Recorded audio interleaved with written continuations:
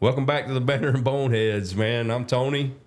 I'm David. And back there in the back is Matthew. He's filling in for Jason today.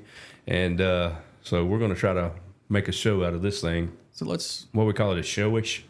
A showish. Yeah, it's not a real show. It's just kind of something. Well, this kind of sums it up.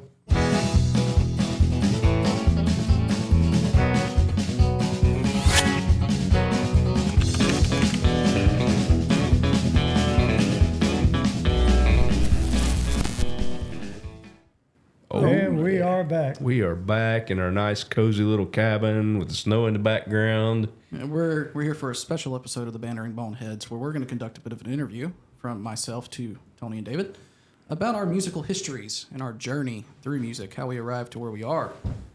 So Which is where? Depends on what's showing on that green screen at the time, doesn't it? Oh, yeah. I forgot. We're in the mountains. Yeah, here we are. So let's start at the beginning. What was your first instrument? What was the very first thing you learned to play? And I don't mean the recorder in elementary school. I mean like the first instrument you had an interest in that you picked up and you started playing. You mean go first? Go ahead. Mine was guitar. Definitely guitar. What drew you to it? I just always liked it, man. I liked the sound of it and, different music styles. I was just really into it. And to me, that was my favorite. My mom had always played the piano, and I liked the piano, which I did pick up later. But, it's just a guitar. Just always loved it, man. David? Oh, with me, yeah, it was definitely the guitar. My uncle from Tennessee, my dad's side, he used to sit out and play. I was growing up 5, 6 years old, and anytime he would pick it up, I would just sit there quiet and listen for hours. He was literally phenomenal. Linnell. Oh, yeah. So what prompted the switch from guitar to bass for you? Less strings to keep up with. Well, actually, no, because my favorite instrument was a 6-string bass. I remember you having that. Yeah. But I don't know. I think what it was is when you have the kick drum and the bass guitar hitting at the same time, Rhythm section. and it gave that You feel beat it. right in your chest. That's the foundation that everything else is built on.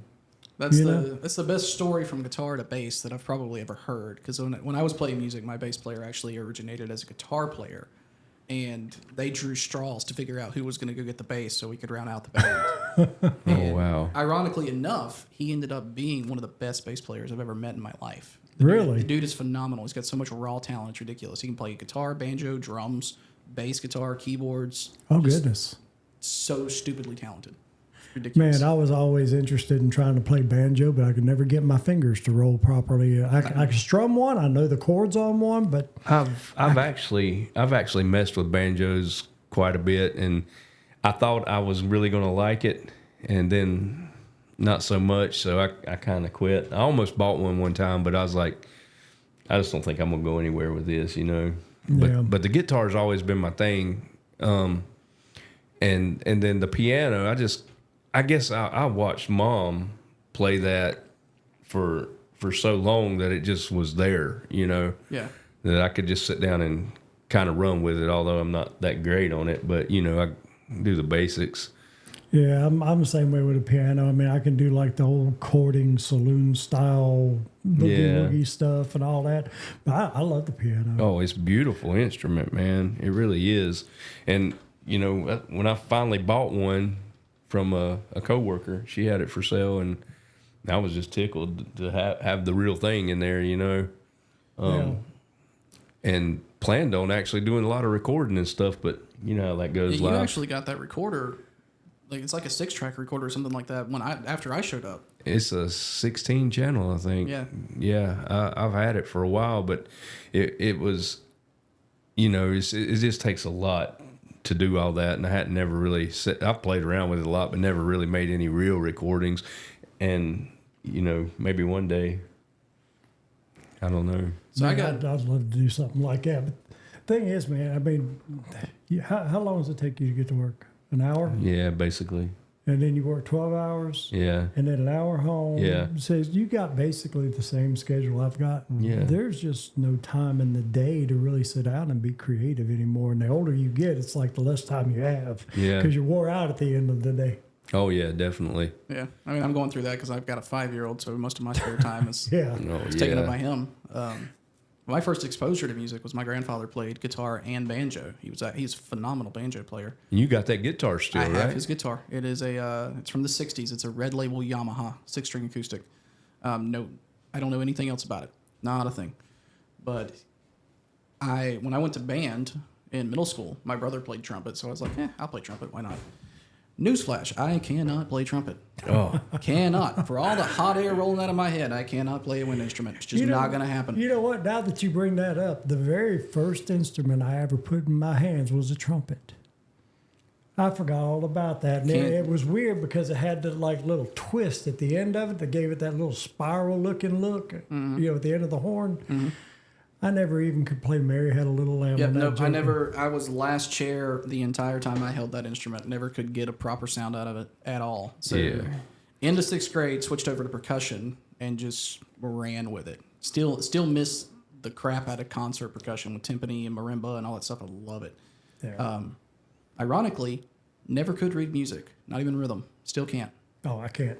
But I picked up a guitar 5 or 6 times. Never got anywhere with it. Heather even bought me an acoustic guitar, or not an electric guitar, for Christmas one year, and just never got anywhere with it. And she started working from home probably three years ago, something like that. Yeah. and I sold my drum set because I didn't have room for it anymore. And I haven't had a drum set in 3 years, and that's what prompted me to actually pick up guitar and literally learn it. And now I'm halfway okay. Yeah, But you sounded pretty good a while ago. If it wasn't for that, I would have never touched it. That was the sole motivation, was I needed some sort of an outlet for music, and not having access to percussion anymore. Guitar was the only thing that made sense. Funny enough, I actually picked up bass before because it's rhythm section. It was my language. I can play a little bit of bass, but I'm not good at it. I'm far better at guitar than I am bass, ironically. I started with guitar, and really originally, I mean, man, I'm a kid of the 70s. I was born in 70, and then you got all that music, man. The hair bands. I loved it. Well, it's really funny that you bring that up because that stuff transcended. Because even when I started playing music, which would have been the early 2000s, like my first bands, we were playing the music from that era. So it was all Zeppelin, Metallica. Oh, yeah. All those big names were carrying through, and it's even lasting to today. Yeah. That's the stuff that carries. Yeah, it was good stuff. I always wanted to be able. Well, I used to call it make a guitar scream, and that was what I wanted to do. So of course I started out with acoustic, and then moved into electric, and can play stuff like that now, and ironically. I mean, mostly what I sit down and play now is acoustic finger picking. I mean, just slow, pretty stuff. That's because it takes no. You don't. We were just talking about all the time that you don't have at this age.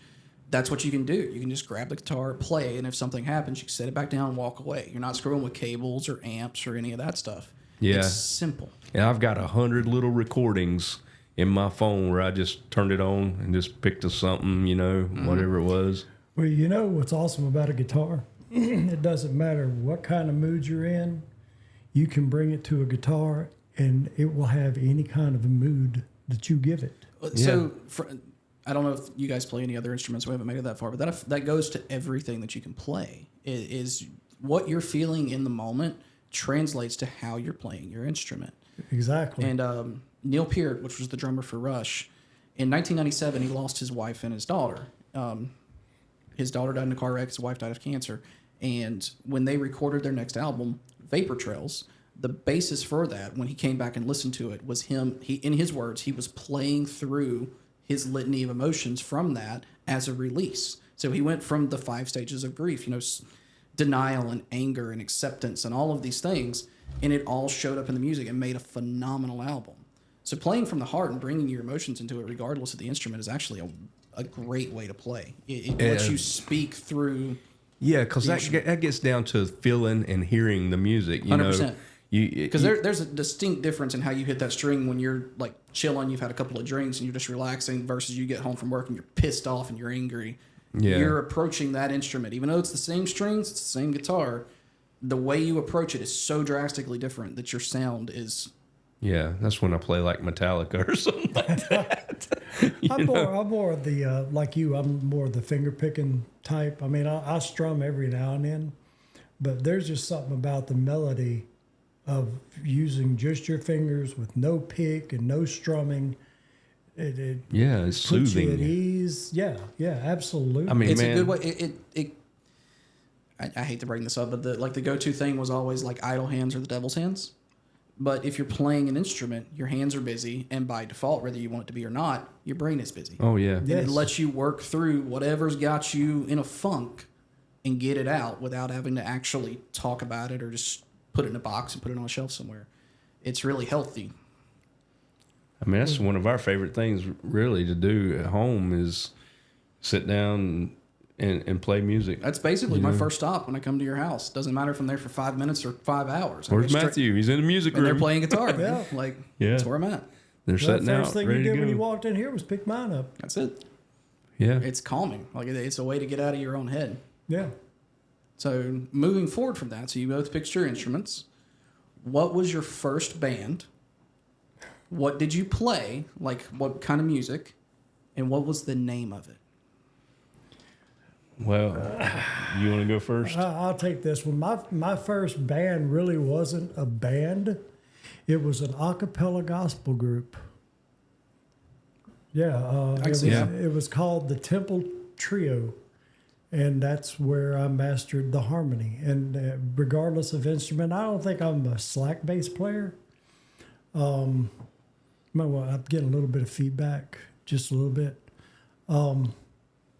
But I'm not a slack bass player. I'm not slack on the the acoustic or anything like that. But my strong part is my harmonies, from baritone to first, second tenors. Yeah. So Yeah, singing is never. That's not my jam. I can't sing. right. For me, first band was, I mean, we both got our start in gospel, and it was me and my brother and a guy I had taught to play guitar. Ironically, I didn't know that your brother played. Yes. Yeah. He started out on drums Sure did. and now Didn't know he plays guitar. I don't know if he even messes with the drums anymore, but Ask him who taught him how to sing harmony. yeah, David taught Joe how to sing harmony and me too. And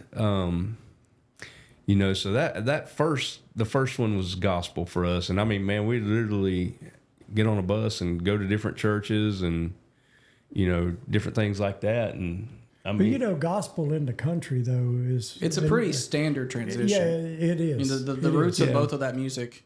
I mean, country music as a whole is rooted in gospel music, Oh, tracking yeah. all the way back to the 40s and the 50s. That's where they all got their start.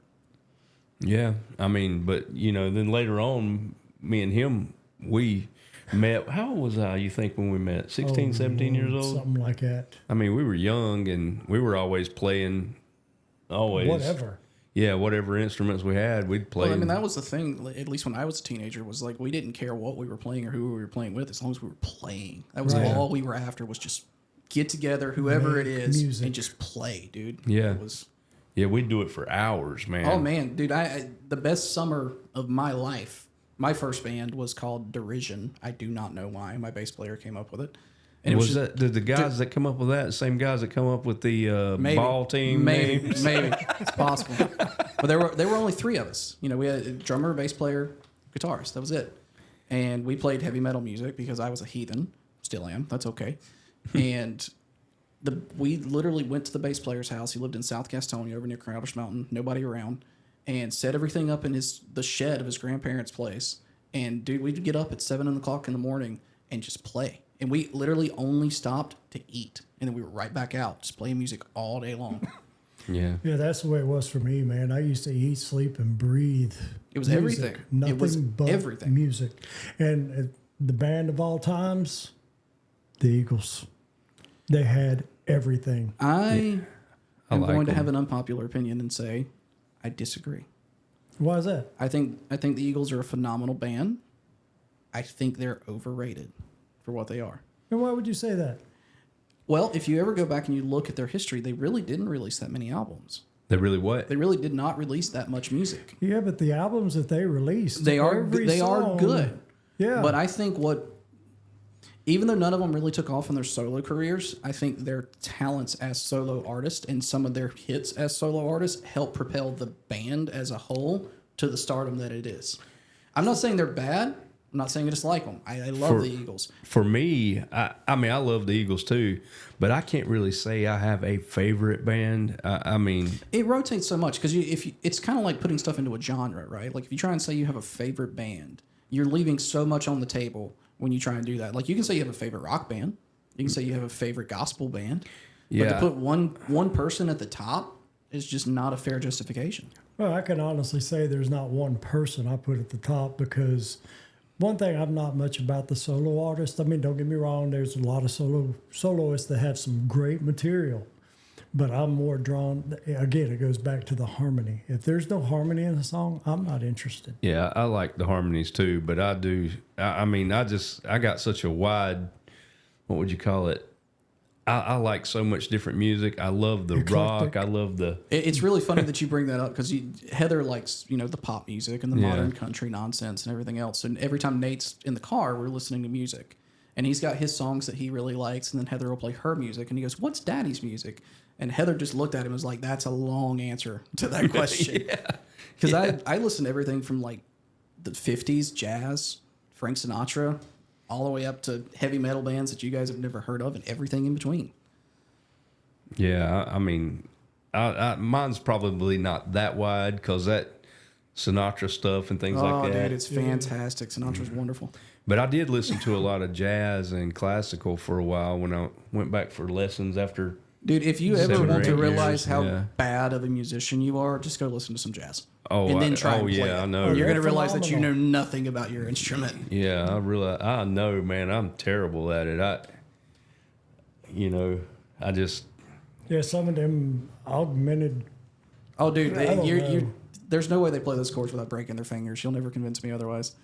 As far as I'm concerned, that playing jazz is just playing a bunch of wrong notes really quickly And making then it sounds work. good. Yeah, But dude, that's the thing. Like, yeah. not just jazz, but even the blues. So much of that stuff is improv, like on the freaking spot improv, and I have no idea how they do it. Yeah. It's just raw talent. I remember sitting down learning some jazz because that was, I'd played for 7 or 8 years and just couldn't felt like I wouldn't get any further with it. And I went and took some lessons for a while, and he put me into jazz and classical, and man, it opened my mind. But I mean, I remember, and you've heard me play it 1,000 times probably, and I still play it sometimes a day.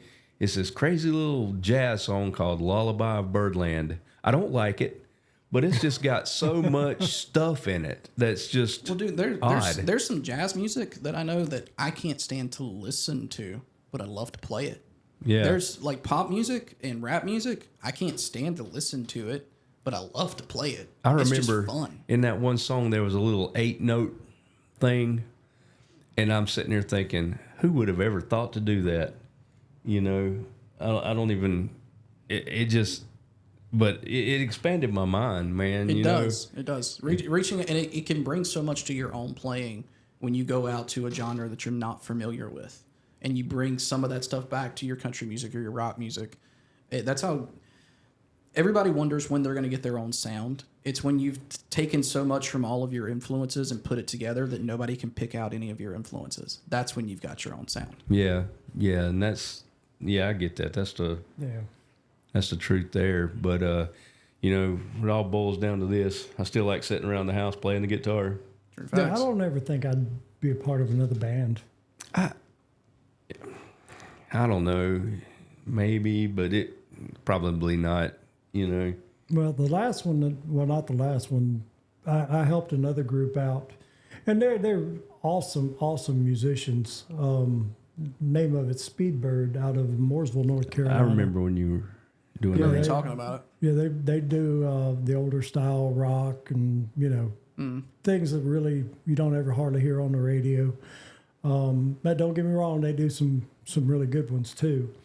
But the band of bands that I was in was a band called Rodeo Flyer, and I've heard some tracks from that. Those we've got phenomenal some, music. Lester was our front man, a great songwriter. Castle, his brother, just No, a you want to talk about a man with a voice? Castle? Oh man, look. My God, dude. He would sing some of the best harmonies, some of the best leads, and I know he was playing be on drums the for you guys, drums, but and his timing was impeccable. that man was wasted behind the drum kit. Y'all were good, man. I remember going to a few places to hear y'all play and actually getting up and playing a song for y'all. Yeah. So you could just lay your instruments down and. One Night with You by McBride and the Ride. Yeah, anywhere I went that y'all were there, you get me to get up and play that, so y'all could just set everything down and sing. Yeah, harmony was impeccable. Yeah, You guys, like I said, even the only version of it I ever saw was the 2.0, basically, when you guys put it back together, and even that was really good. Like that one was fun, but it couldn't touch the original. Oh, I have no doubts that it was never going to be as polished. You didn't have as many players. You didn't we have had, the time in, but it was still like the magic was still there. Yeah, we had Gary Fletcher that was playing the lead guitar, and he's actually starting to make a good name for himself. Then Brad Batchelor, he was another lead guitarist that we used. Dude, this guy is phenomenal. Had that George Strait flair to him, just calm, cool, and collective on stage, and he looked like it wasn't nothing, and his fingers was all over the neck. And then, rest his soul, Jeff Berry, That was a good who man. was our first he lead was guitarist. Good.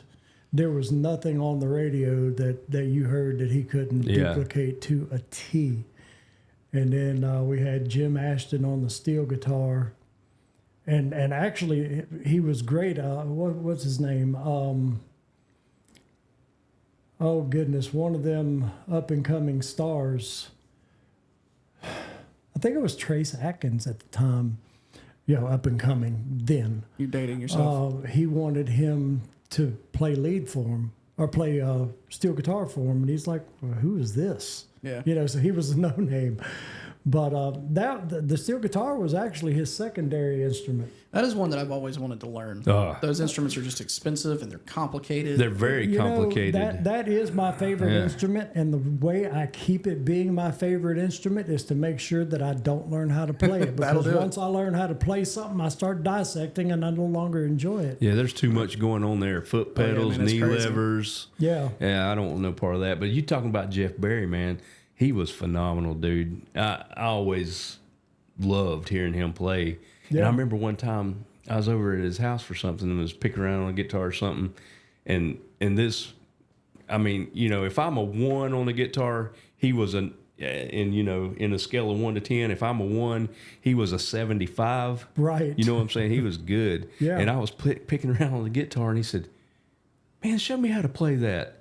Really? A run I did on the guitar. And I was like the, Elizabeth, you gotta be kidding. Well, that's teach you. That's that's the mark of a musician, man. Is that you never stop learning. But that was a shocker.